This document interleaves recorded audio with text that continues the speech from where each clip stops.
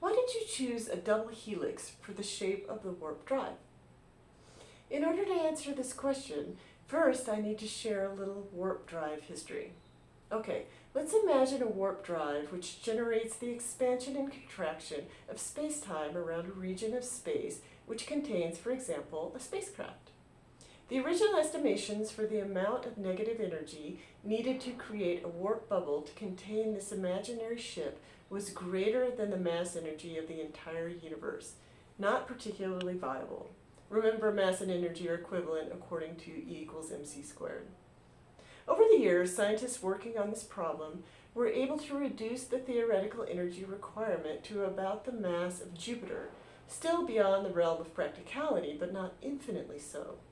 Then Dr. Harold White of the NASA Johnson Space Center did some calculations where he modified the geometry of the warp drive.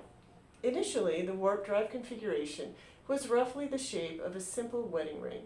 Dr. White changed the dimensions of the ring to be more like a fat inner tube.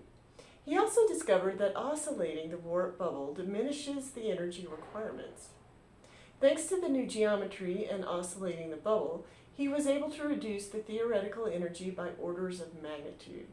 I think right now the calculations give us an estimate of about 700 kilograms of exotic matter, still out of our reach, but much more feasible than the energy needs of the original calculations. In my book, at first the team uses a double toroid configuration, but the energy requirement to transport one of the Shambhala modules using this configuration was astronomically high, so I figured that modifying the geometry would be a reasonable solution.